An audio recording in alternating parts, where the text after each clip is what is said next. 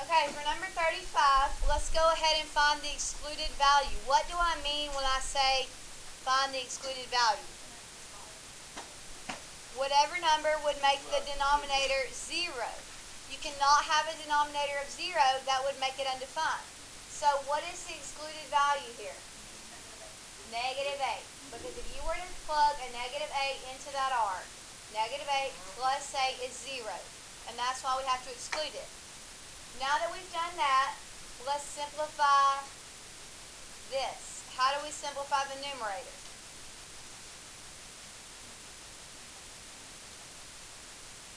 Factor by what method? Okay. When you do the bubble method, you're looking for two numbers that multiply to the constant, which is 8, and add to the middle number, which is 9. You also need an r times an r because of the r squared. So what numbers will do that? What numbers will do that? 1 and 8. Right. Does it matter where I put the 1 and where I put the 8? No. Now when I put r plus 8 on the bottom, what can I do? Right. We can cancel these out. That leaves r plus 1 on the top, and that is your simplified answer. How can you confirm that this is the right answer? You graph it. If I go to the calculator and go to y equals, clear out everything that's already in there. First, I'm going to graph this expression. So it's a fraction. Shh, stop talking. It's rude. N over d. So now I type in r squared, which I'm typing in as x squared, plus 9x plus 8 over x plus 8. Okay, when that's graphed on the screen, it's going to be in blue. Now I'm going to graph my simplified version of that, x plus 1, and it will be graphed in red. There's the original, and there's my simplified form. They're the same thing, right? The same line? So that means we did it correctly. Now when I hit trace, negative 8, I can confirm that that is my excluded value, and it is, because there's no y value for negative 8. All right, let's try one more of these.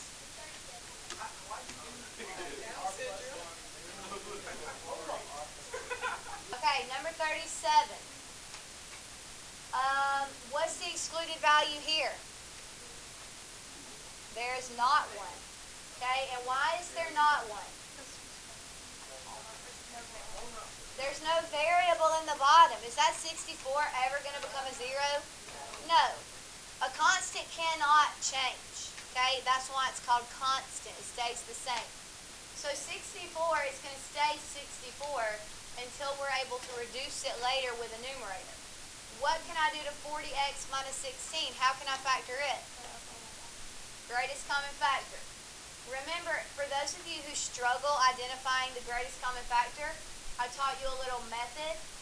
Bring down the terms and then write out their prime factors. What numbers multiply to 40x? Okay, 8 and 5, 4 and 10, but 5 is prime. Is 8 prime? Isn't an 8 a 2 times a 2 times a 2? Or you can look at that as 10 times 4, which is also 40.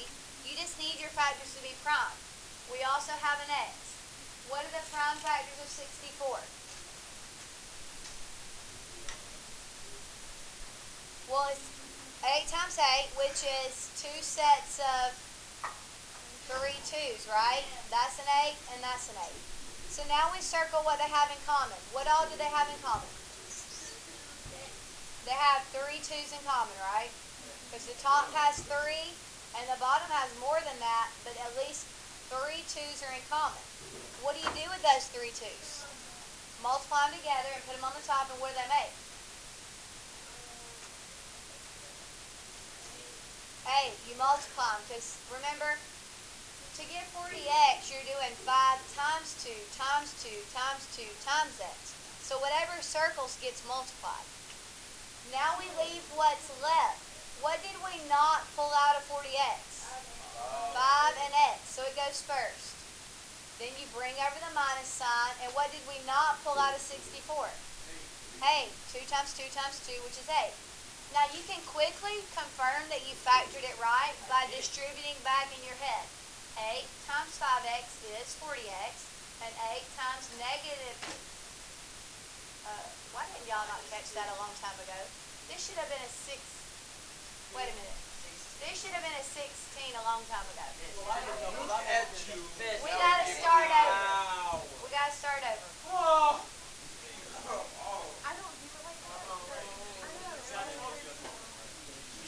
Okay, here we go.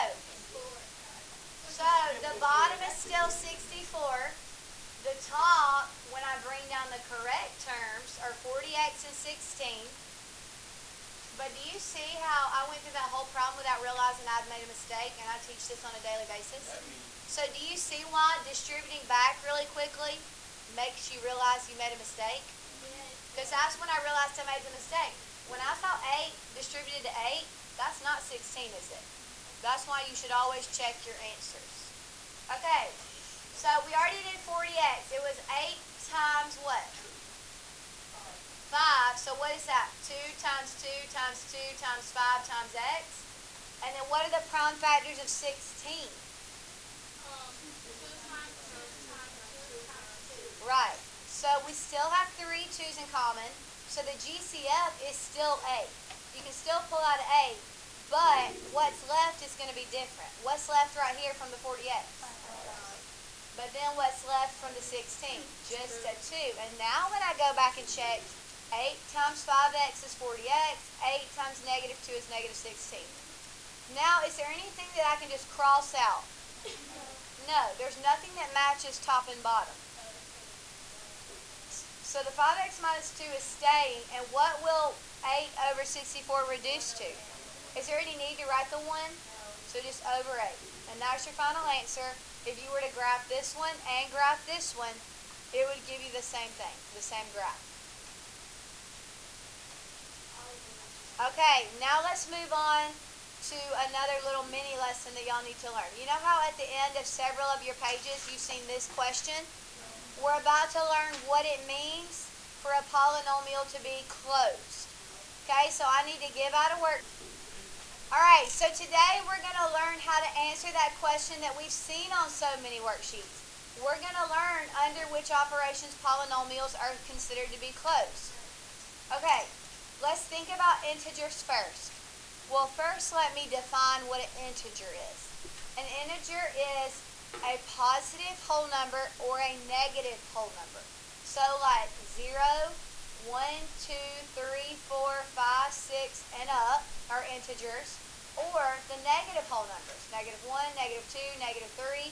That's what integers are. Don't write that up there because you're going to write something else up there. Okay, those are integers. So, one of the things about integers is that they form what is called a closed system under the operations of addition, subtraction, and multiplication. A closed system means that if you add 2 integers, you will get an integer for your answer. So somebody give me 2 different integers. 1 and 5. What? 1 and 5. Okay, 1 and 5 are integers. When we add those, what do we get? 6. Is 6 also an integer? Yes. So adding integers is a closed system because when you add 2 integers, you get back an integer. What about if you take those same numbers and this time you subtract them? What's the answer? Is negative 4 an integer? Yes. Yes, it's a positive or negative whole number, right? What if you take those 2 integers and you multiply them? What's the answer? Is that an integer? Yes, so that's why addition, subtraction, and multiplication are closed with integers because no matter if you add them, subtract them, or multiply them, your answer is also an integer. But let's look at division. You probably will be able to see why integers aren't closed under the operation of division. While some integers divided by integers will give you an integer, such as 4 over 2 equals 2, most will not. They will give you a rational answer like 5 over 2 equals 2.5, right? So some of them will give you an integer, but not all of them. That's why they're not considered closed under division. Now let's apply that to polynomials. But before we do, I want you to write the definition of what a polynomial is up here because some of you still don't know the definition of that.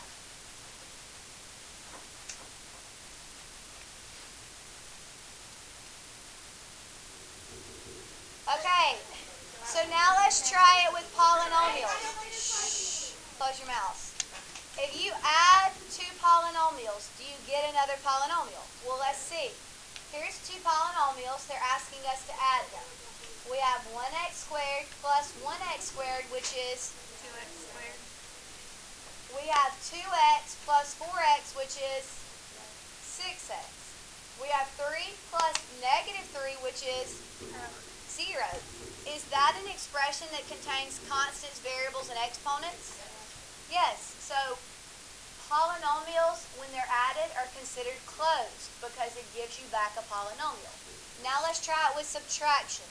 Remember when I taught you subtraction? What do you have to do with the minus sign? You have to attach it to everything that comes after it. And so that doesn't affect the beginning trinomial, but this one, it changes all the signs. That x squared becomes negative x squared, that negative 4x becomes positive 4x, and the negative 3 becomes positive 3. Now we just combine like terms. What's x squared minus x squared? 0x squared, so no need to write it, just cross them out. What's 8x plus 4x? 12x. What's 3 plus 3? Is that an expression that has constants, variables, and exponents? Yeah, look, here's your constant, here's your variable, here's your exponent. So that's also a polynomial. That's a linear binomial. That's a quadratic binomial. They're both polynomials. Now let's see about when we multiply. X squared times x squared is x to the 4th. X squared times 2x is 2x cubed. X squared times 3 is 3x squared.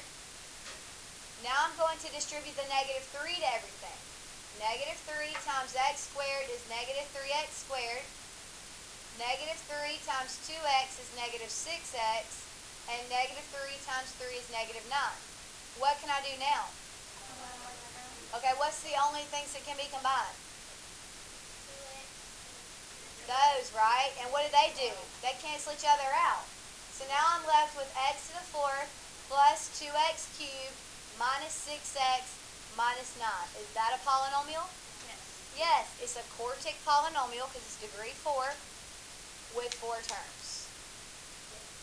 Okay, if you divide x squared plus 4x minus 3, remember how yesterday when we were dividing some or the day before, I said just put it under each part and do each separately? So right here, isn't that like a 1 over 2? What's x squared over x to the 1st? X, right? Because you do 2 minus 1 and get 1, but you don't have to write that one. Okay, then plus, what's 4 over 2? 2. What's x over x? What's anything divided by itself? 1. So can't you just cross them out? And then this one, you can't reduce that, and it doesn't become a whole number, so you just leave it.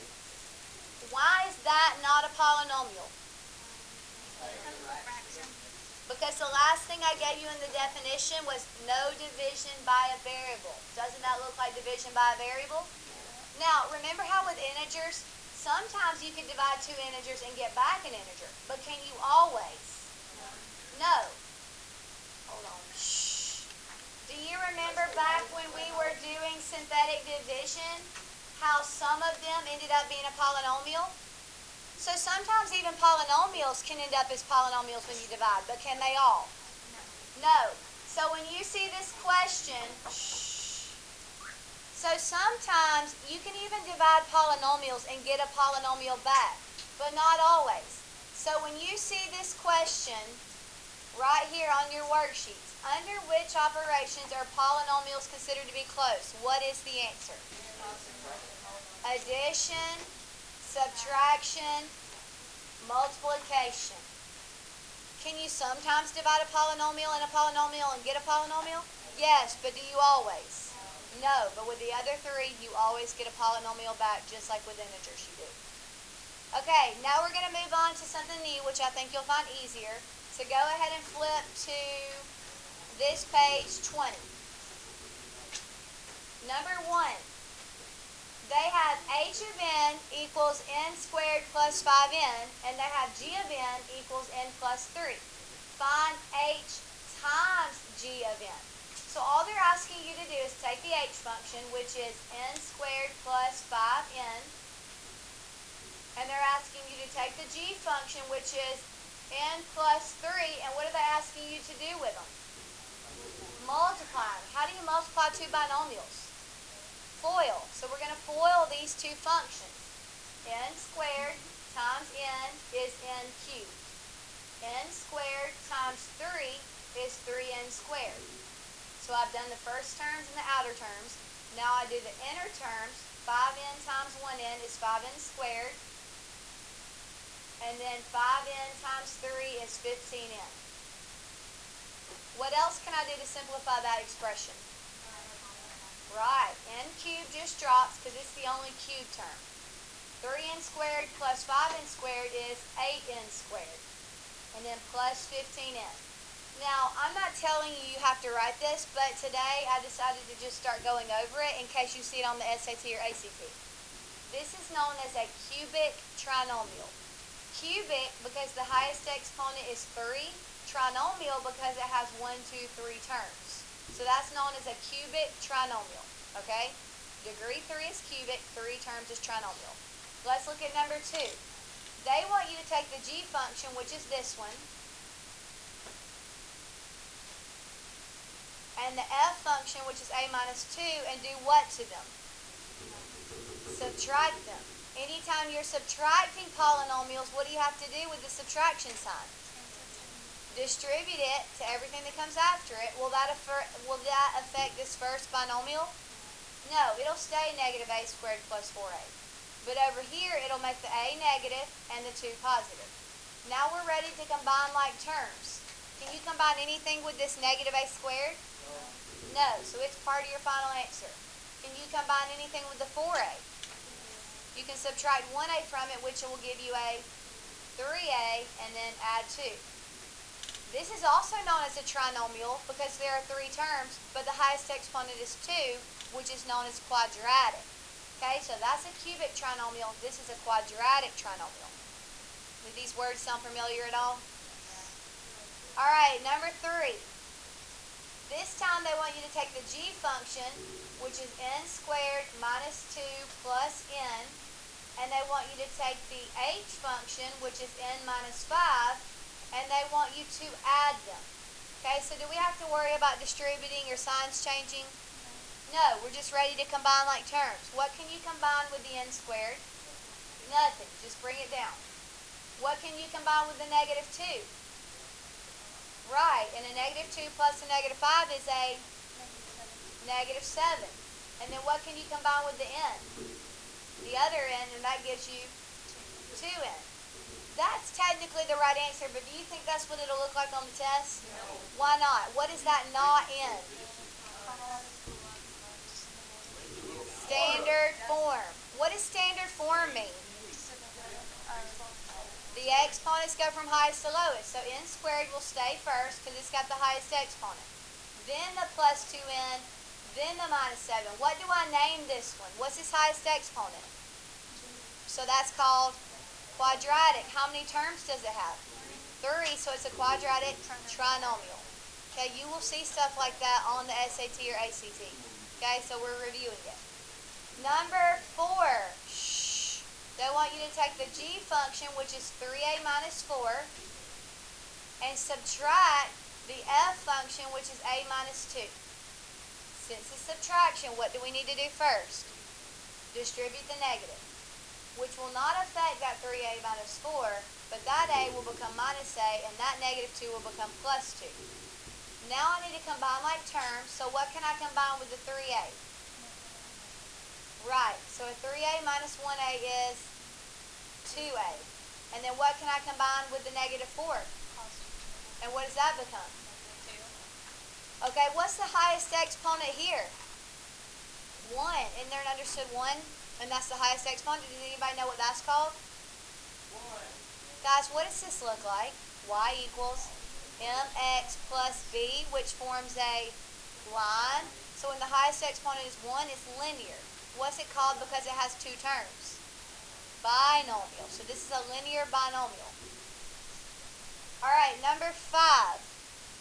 This time they want you to take the h of x function, which is 4x, and they want you to subtract the g of x function, which is 2x minus 1.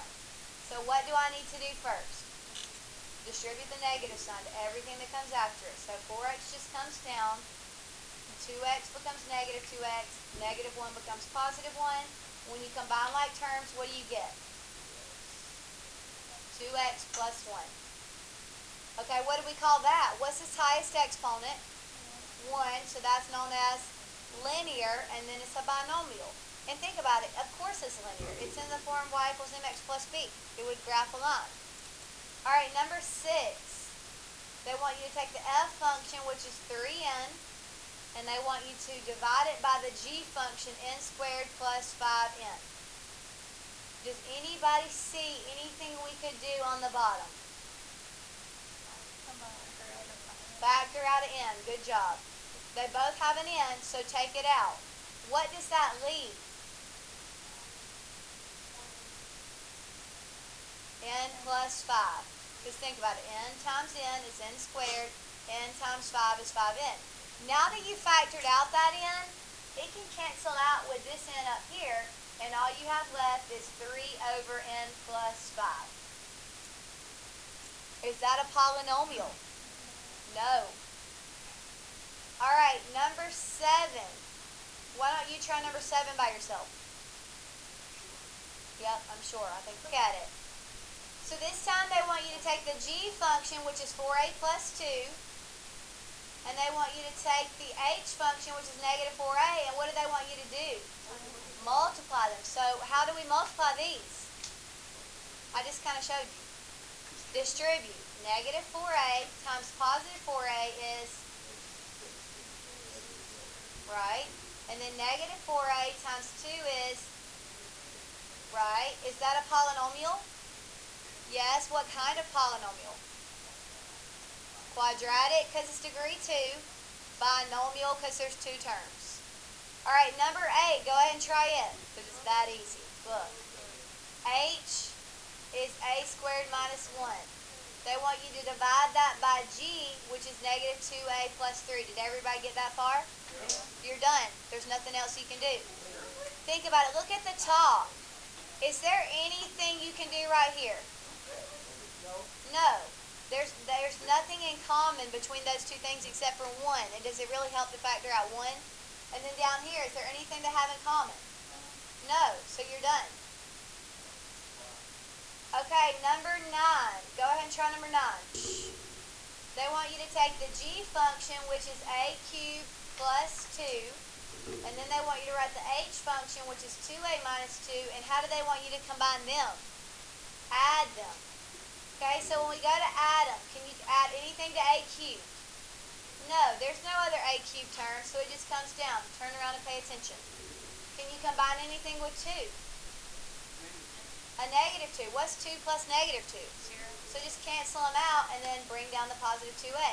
Is that a polynomial? What kind of polynomial? Cubic, because it's degree 3. Binomial, because there's 2 terms. Go ahead and try number 10. Okay, they first want you to bring down the g function, which is just 3t. And then they want you to bring down the f function, which is t squared plus 4. And how do they want you to combine them? Add them. So, 3t, what can it combine with? Nothing. T squared, what can it combine with? Nothing. 4, what can it combine with? Is that how the final answer should be written? No. How should the final answer be written? T squared plus 3t plus 4. What do we name that polynomial? Shh. Quadratic, because the highest exponent is 2. Trinomial, because it has 3 terms.